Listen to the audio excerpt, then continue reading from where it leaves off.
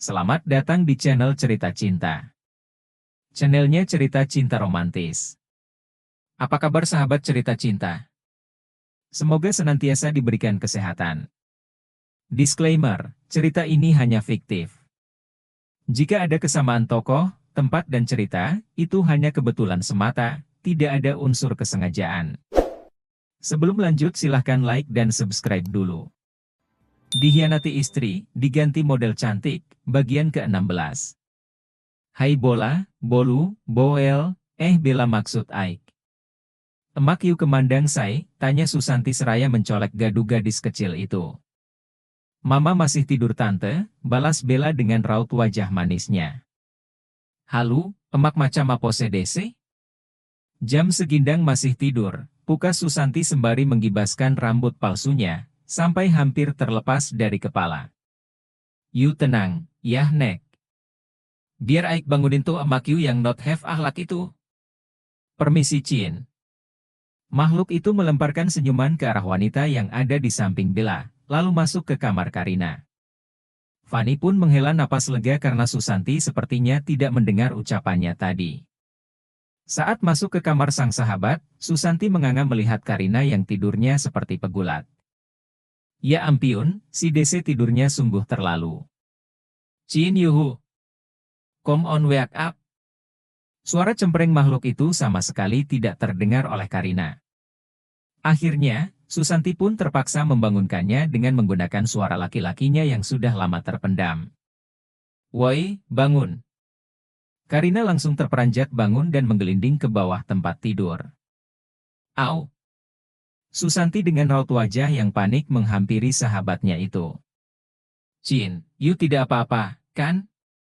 Haduh. Susanto. Ngapain lu datang ke sini pagi-pagi?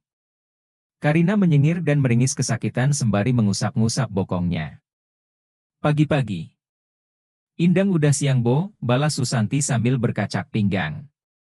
Karina mengucek mata, lalu melirik ke arah jam beker berbentuk kepala Mickey Mouse yang berada di samping tempat tidurnya. Hah, udah jam 10. Karina spontan berdiri. Kemudian masuk ke kamar mandi. Setelah bersiap, Karina dan Susanti pun pergi ke pusat perbelanjaan bersama Bella. Saat mereka sampai, ternyata ketiga teman mereka juga ada di sana. Wah, di sindang ada 3 bekicot juga rupanya, yah nek. Susanti menggeleng seraya menyingkap rambut palsunya yang sebagian menutupi kening. Iya dong, Beb. Dari subuh kita udah ada di sini, karena lagi ada diskon besar-besaran, balas mereka sambil menenteng paper bag belanjaan. Diskon? Serius Beb? Karina spontan melompat-lompat kegirangan setelah mendengar ada diskon. Kaki jenjang nan mulus milik wanita yang sebentar lagi genap berumur 21 tahun itu pun, langsung berlari bersama ketiga temannya tadi untuk menyerbu pakaian yang sedang didiskon. Cin, anak you gimandang urusannya, teriak Susanti kebingungan sembari berlenggak-lenggok seperti cacing kepanasan. Ih, kezel deh. Aik enggak suka gelai. Susanti lalu menuntun tangan Bella dan menyusul Karina sambil menggerutu. Dasar emak-emak rempong, dengar kata diskon langsung hilang akal. Sampai lupa sama anak. Pusing pala Barbie. Setelah puas membeli barang yang diincar, Karina baru sadar kalau niat awal pergi ke sana yaitu untuk belanja kebutuhan sekolah Bella. Haduh, anak gue kemana? Wanita itu panik sendiri. Tuh, lagi makan sama si Susanto, tunjuk salah satu temannya. Mereka pun menghampiri Susanti dan memesan makanan. Sementara itu, Karina dan Bella menjelajah memburu barang yang dicari di antara para pengunjung di akhir pekan. Secara tidak sengaja, Karina yang sedang berjalan sambil menuntun sang anak bertemu dengan Amel. Mereka berjalan berpapasan. Wanita yang memiliki wajah sinis itu mengangkat ujung bibirnya sebelah. Luar biasa, ibu tiri yang baik. Ngomong-ngomong, anak tukang kebun ini lumayan cantik juga. Amel menatap Bella sembari tersenyum simpul. Minggir lu, gertak Karina yang membuat mata sipit Amel seketika membesar. Ia menatap tajam pesaingnya itu. Susanti tiba-tiba datang menarik pergelangan tangan Karina untuk menjauh dari Amel, lalu berbisik di telinganya. Cin, you lagi bawa Bella. Jadi, jangan keluarkan sifat barbar you di hadapan DC. Ingat ya, Bo. Sebagai seorang emak, you harus ngasih DC contoh perilaku yang baik dan benar. Sekarang, you mending pulang. Si kacang ijo itu, biar Aik dan yang lain mengurusnya. Cus pulang Nek. Karina melirik sang anak, lalu mengangguk kecil. Baiklah, terima kasih ya. Gue balik dulu sekarang. Oke Cin. Susanti dan teman-temannya langsung menghampiri Amel sambil bertolak pinggang, dengan mata yang menyorot tajam seperti kuntilanak. Heh, cewek-cewek penggemar gorengan ikan teri. Kalau berani, lawan kita. Jangan beraninya main keroyokan. Salah satu teman Karina menggertak Amel dan kawan-kawan. Kenapa kalian pada diam semua, hah? Lagi sakit gigi lu ya, timpal teman Karina yang lain. Kalau you tidak berani melawan kita, cus pergi saja. Hus, sana, usir Susanti dengan nada suara yang mendesah mirip gaya bicara salah satu artis yang sering disebut Inces. Amel tidak melawan makhluk itu karena sadar, sedang berada di tempat umum. Ia takut reputasinya akan hancur, gara-gara melawan manusia setengah kadal Susanti. Bella terus berbicara tanpa henti kepada sang ayah, ketika sampai di rumah. Raut wajah gadis kecil itu terlihat bahagia dengan mata berbinar-binar, sambil menunjukkan semua peralatan sekolah yang baru saja dibeli bersama ibunya. Ridwan tersenyum hingga lesung pipinya kelihatan sambil menyeka air mata dengan tangan. Rasanya, baru kemarin anak itu keluar dari rahim Fani. Sekarang, sudah mau masuk sekolah. Dulu, ibu kandungnya pernah berjanji akan mengantar sang anak pergi ke sekolah setiap hari. Namun, sepertinya janji itu tidak akan terlaksana karena melihat situasi yang sudah berbeda tidak seperti dulu lagi. Setiap hari, Karina dengan rajin mengajarkan Bella dari mulai menulis, membaca, dan menghitung. Namun, karena umur wanita itu yang belum genap 21 tahun, kerap membuat emosinya tidak stabil. Karina kadang merasa sangat kesal, saat sang anak tidak mengerti apa yang sudah ia jelaskan. Akhirnya, Bella pun sering kena omelan dari ibunya itu. Manusiawi sih, rasa kesal saat sang anak tidak mengerti atau susah dalam belajar. Saya juga suka gitu loh, Bun. Kadang suka kesal kalau anak susah belajar, apalagi anak saya yang kedua, dia itu suka pura-pura pingsan kalau disuruh belajar, kenapa saya jadi curhat? Bukan begitu Bella. Itu salah, harusnya kayak gini nih.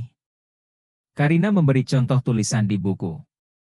Namun, sang anak masih saja salah menuliskannya. Karina pun menggeleng dan mengomeli Bella hingga anak itu menjadi sedih. Fani yang melihat anak kandungnya diomeli oleh Karina langsung marah-marah. Karina, dia itu masih kecil. Jadi, wajar kalau dia belum bisa. Semuanya butuh proses.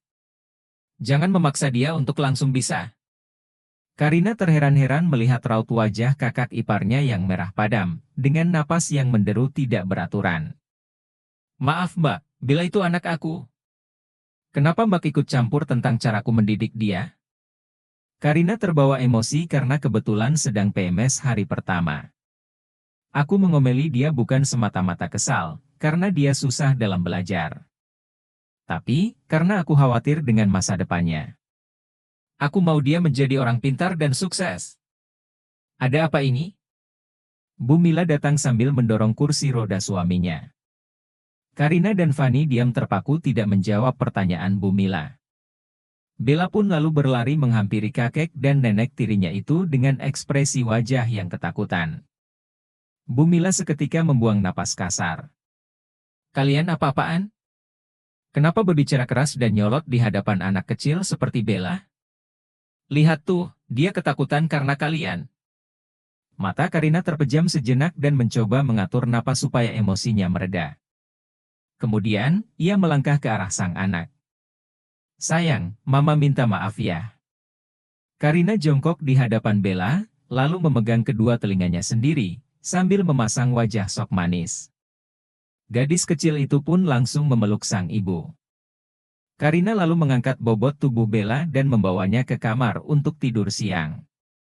Wanita itu termenung memikirkan kakak iparnya, yang selalu saja ikut campur tentang apapun yang berhubungan dengan Bella. Ia tidak mengerti, kenapa Fanny seperti itu? Assalamualaikum. Ridwan mendadak membuka pintu sambil mengucap salam dan membuat Karina yang sedang duduk termenung di kursi pun, langsung terjungkal karena kaget. Kak, kamu tidak apa-apa, kan? Apa ada yang sakit? Ridwan menghampiri istrinya dengan raut wajah yang panik. Karina mendelik ke arah sang suami. Nggak usah ditanya, yang namanya jatuh itu pasti sakit.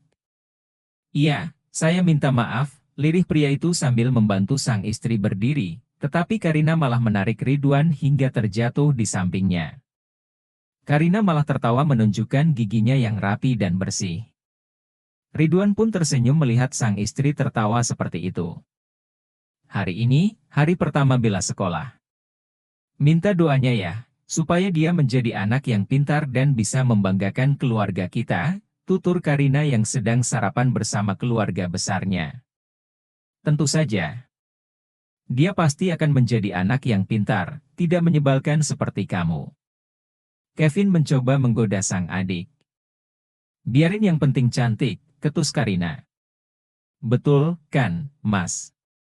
Aku cantik, bahkan lebih cantik dari istri kamu yang dulu? Perkataan Karina membuat Fanny yang sedang fokus makan, langsung melirik ke arah Karina. Ridwan hanya mengangguk kecil, sambil menyunggingkan senyuman di kedua ujung bibirnya. Maaf, saya sudah kenyang. Permisi. Fanny meninggalkan meja makan seraya membuang napas berat. Bersambung.